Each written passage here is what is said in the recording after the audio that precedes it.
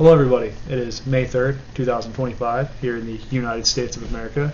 Today's video I want to talk about the conundrum that Donald Trump finds himself in regards to the Russia-Ukraine war and why I think both sides, the pro-Russian and pro-Ukrainian sides, are not having their expectations met and will not have their expectations met in regards to Donald Trump.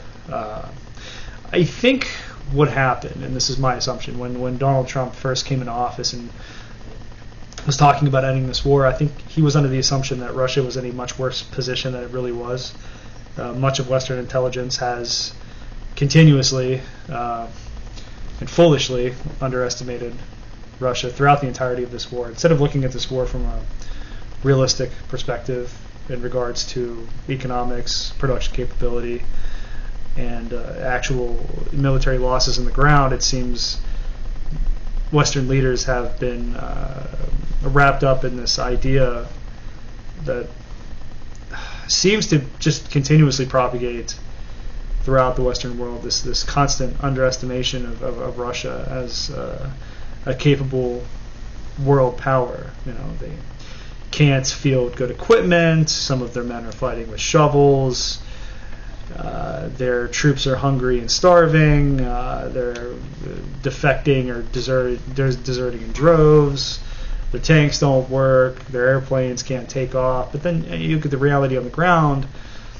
The Ukrainian military, and people need to come to terms with this too, and I think it's very insulting towards the Ukrainians when people say that, well, you know, the Russians are just a bunch of peasants fighting with shovels, why can't the Ukrainians beat them? The reality is the Ukrainian military is probably the best military in Europe outside of Russia. It's the most battle-hardened and the most experienced military in Europe. And if the Ukrainian military, even in its current degraded state, were to go up against any of the European powers, it would be a very bad day for nations like Germany and France. The Ukrainians are tough. The Ukrainians are tenacious. I mean, they are Slavic peoples after all, from the same ethnic background as the Russians and Belarusians. They have a very similar cultural mentality to war, and I think it's rather insulting, when Western leaders and people in the West in general are openly, insulting the Russians and denigrating them. By extension, you're also insulting and denigrating the Ukrainians because they're the ones doing most of the fighting. And if the Ukrainians seemingly can't beat an army made up of poorly led, poorly trained conscripts with no ammunition, then what are you saying about the Ukrainians? But anyways, back to Trump. I think that the Trump administration is coming to the realization that they don't have as much leverage over Russia as they thought they did, and that the Ukrainians are much less reasonable in regards to ending this war than they assumed they would be. So it's a mixture of the Ukrainians even facing the dire situation that they're facing and facing the reality of never getting any of their sovereign territory back because they bet the house in rejecting the 2022 Istanbul peace deal, and they lost. They lost that bet badly, and now they're facing the consequences of it. And Russia's demands are much harsher this time around, and Russia has no reason to back off of those demands. They're clearly winning the war. They can keep fighting this war for the time being. Their economy is still floating on, and the losses they've suffered, although severe, are not catastrophic. They're not resulting in massive unrest in Russia, and Russia as a nation, I think, has resolved itself to fight this war to the bitter end. So now Trump is stuck between these two political entities with really no way to move forward and get them to come to the table. Lately, and this is one of the reasons why I think Trump is so frustrated, there was a Ukrainian politician that openly stated, and I forget the politician's name, that openly stated that even if there was a ceasefire, they would still actively try to assassinate Russian general staff and politicians. Well, then there wouldn't be a ceasefire. Why would you say that out loud? If you were actually serious about signing any kind of ceasefire and coming to the table, you would not make such statements. And yet Ukrainians continue to make such statements. Why? Because they have no interest in actually signing a ceasefire. They are resolved to keep fighting this war until it becomes so blatantly obvious that they've lost that some kind of coup happens where members of the military remove the leadership in Kiev and try to replace them with people that will finally see reason to come to the table. And I'm not saying that because I'm anti-Ukrainian or I'm like pro-Russian or getting paid by the Kremlin. It just seems to be the reality on the ground. Sorry. I mean, there's a reason why in World War II, and I hate to use this comparison because I'm not one of those people that think all of Western history revolves around World War II. But there was a reason that Hitler's generals did try to have him killed about a year before the war ended, because it was clear at that point that the war was lost. There was no strategic outcome other than defeat. There was no way to salvage any sort of victory from the situation they were facing, and they tried to remove Hitler. They failed, but that's one of the reasons they tried it, was to try to save what was left of Germany. And I feel like the leadership in Kiev will find itself in a very similar situation if this war continues as it's continuing on now. If you're Donald Trump, well, how do you reason with people that are resolved to fight until the bitter end, that have no desire to face the political and strategic reality of their situation? And then also, too, with the Russian side, well, how do you get the Russians to end the war when one side doesn't seem to be willing to agree to anything, and the Russian perspective, their demands are much more harsh than they were a few years ago, and they will not accept anything less. How do you stop a war between those two parties? Really can't do much of anything. And unfortunately, I think Donald Trump put himself in a very bad position by making such promises about the war. I think before people in his administration really understood the reality on the ground, the reality of the government in Kiev versus the reality on the ground for the Russian military and the Russian leadership. I think from the pro-Russian side, there were a lot of people that were assuming that Trump was just going to abandon NATO, leave Ukraine to its fate, and form some kind of alliance or have some kind of détente with Russia, and then everything between the United States and Russia would be back to business as usual before this war, minus the sanctions. That's not something Trump could politically get away with right now.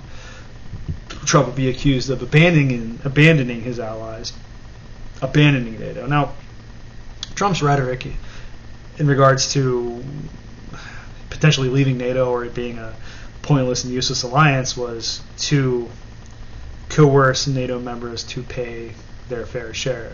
Trump, I don't think, ever really intended to leave NATO unless NATO countries refused to pay the, I think, 3.5% that he had been asking them to pay. Now, it would look like for a while those states were trying to call Trump's bluff, which I don't think it was a bluff. I think Trump fully intended to leave NATO if these states didn't pay the 3.5% that he had requested. Well, it seems like now that they are. So I don't see the United States leaving NATO anytime soon. I don't see the United States abandoning its obligations to NATO or to Europe.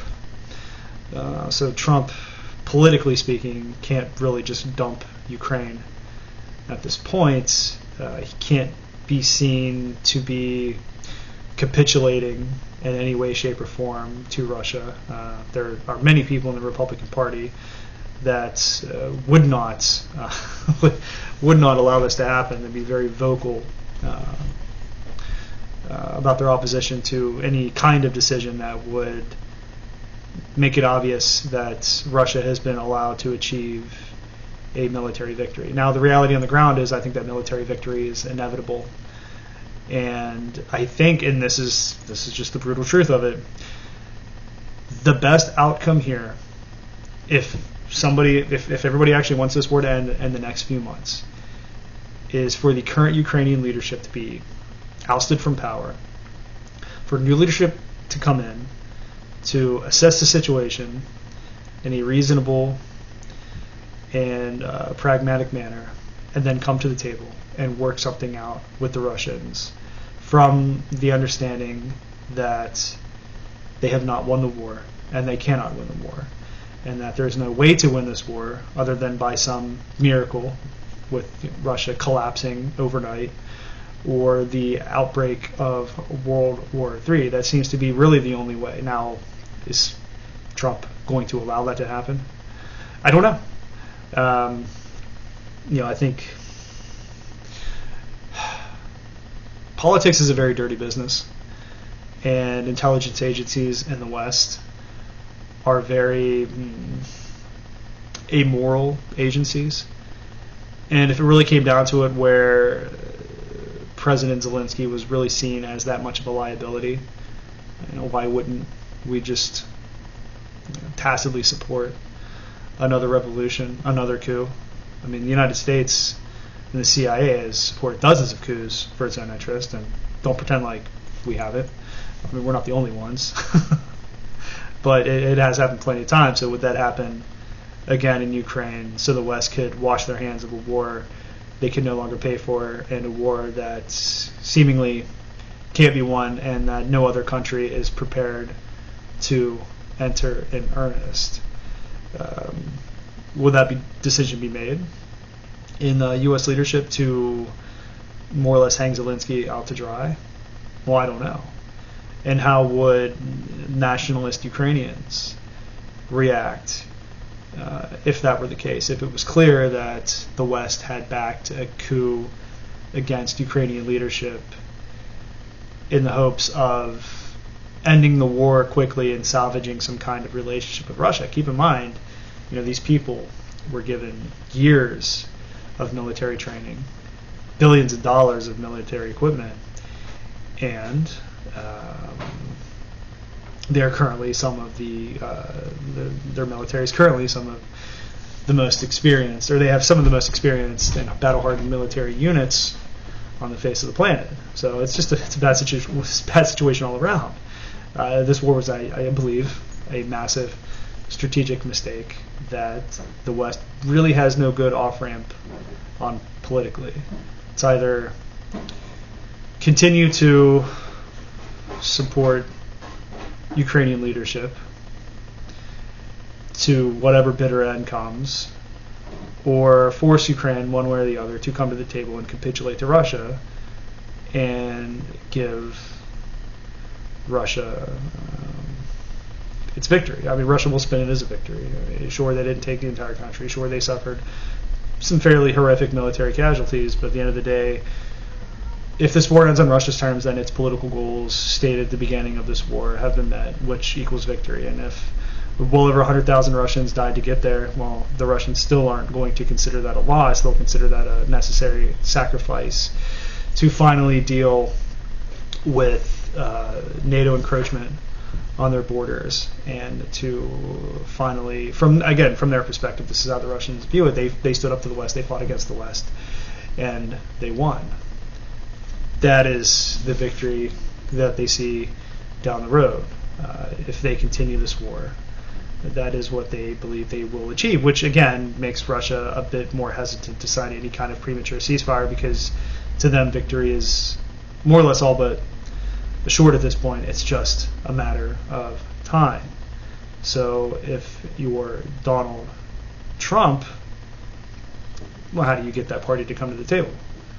And also, something I did mention earlier in the video is, in regards to the, I believe, the May 9th victory parade in Moscow, President Zelensky, who is not a good politician, who doesn't know when to shut his mouth, mentioned that he could not guarantee the safety of foreign dignitaries at this at the victory parade, which has been traditionally attended by quite a few nations over the years, because the reality is the Soviet Union in World War II, like them or not, which I did not like the Soviet Union as a political entity, and considering they murdered untold amounts of Orthodox Christians, the reality is the Soviets did the majority of the heavy lifting in World War II, at least in Europe.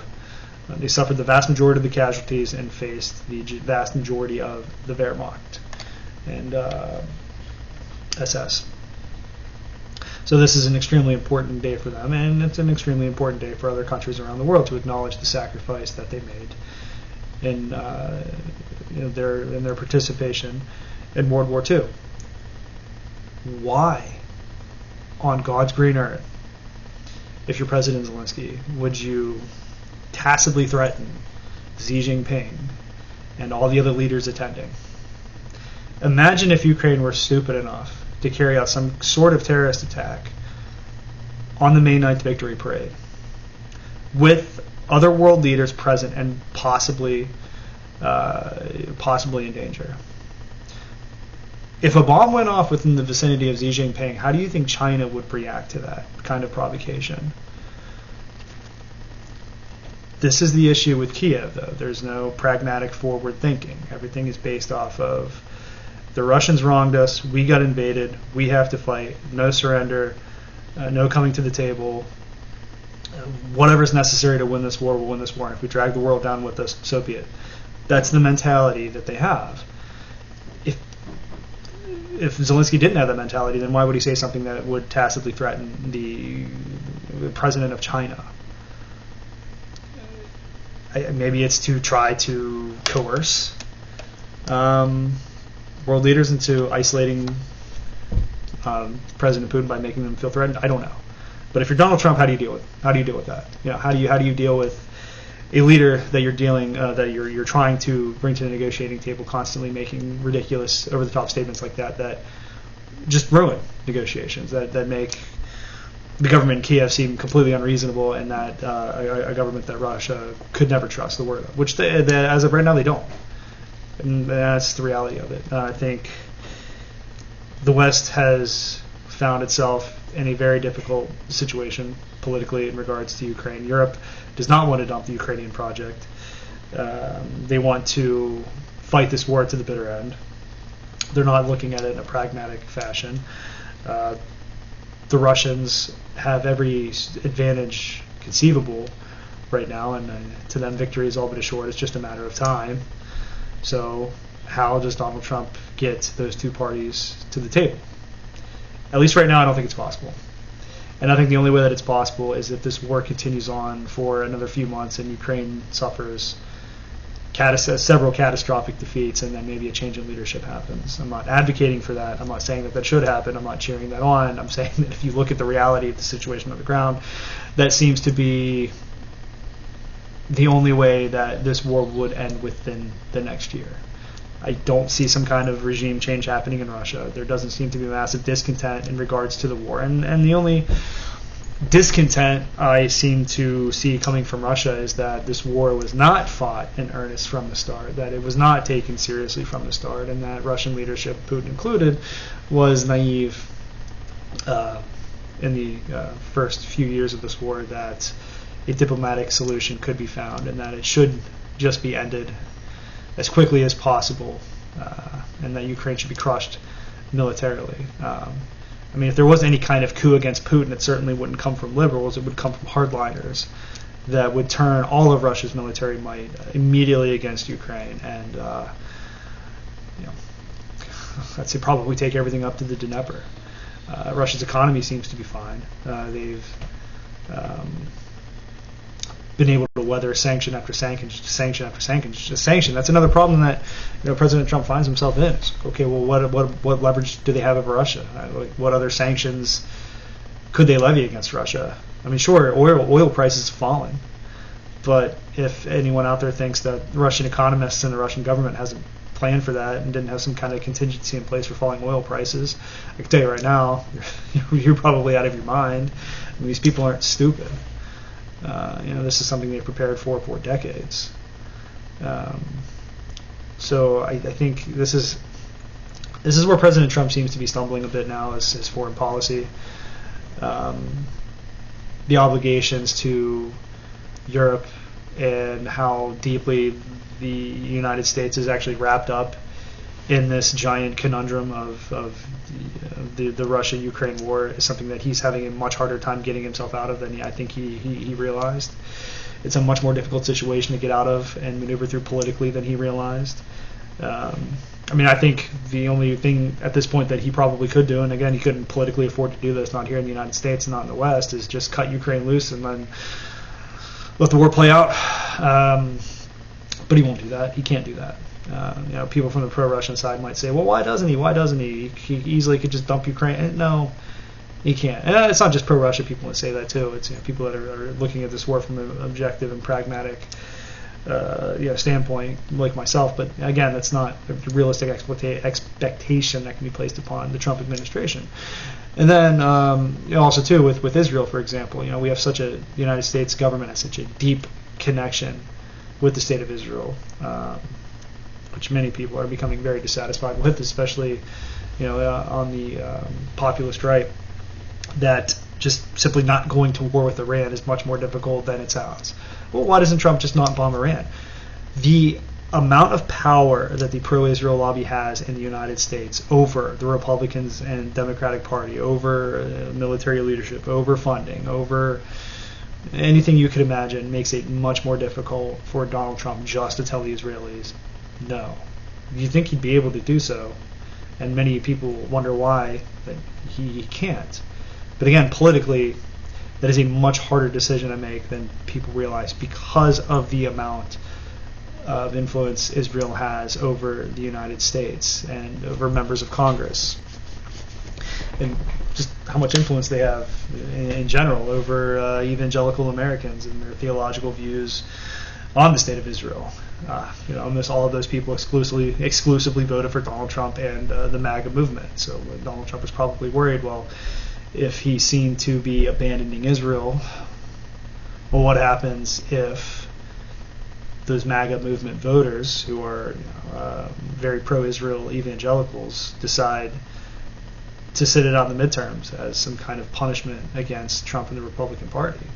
Well, that would just hurt the party, the movement in the long run, at least according to Trump. So this is a very serious political problem, though, for Donald Trump, for the rest of his presidency, and any future Republican presidents. Is this tying ourselves up in this war in Ukraine and then aligning ourselves so tightly with Israel? It's really hard to say that we are adamantly against war and foreign intervention when we've taken up alliances that make non-intervention nearly impossible politically. So, I guess the best thing to do is just pray and hope for the best in regards to this war against Iran not happening and then the Russia-Ukraine war ending as soon as possible. Do I see the war ending within the next 6 months? No, I don't, unfortunately. Do I see the United States not going to war with Iran or scaling back its alliance or rethinking its alliance with Israel? No, unfortunately, I don't see that happening. How will these two things play out in the future? It's hard to say. But as of right now, these are two things that, no matter how hard some in the upper echelons of the U.S. government would like to get away from these two issues, I think people are finding out very, very quickly that the U.S. government is so intertwined with these two countries that making good on certain political promises in regards to foreign policy have become all but impossible. But anyways, I'm going to cut the video off here. I don't want to make these too long anymore. I want to try to keep these around 10-15 minutes preferably, but this one did go over just a little bit. But anyways, I will try to be back Wednesday with another video. My wife is actually due to go into labor pretty much any day now. So when my daughter is born, I will be taking a few days off. We'll keep everybody posted out there when that does happen, and if I won't be posting videos for at least a week or two. But anyways, everyone, have a great day, and until next time.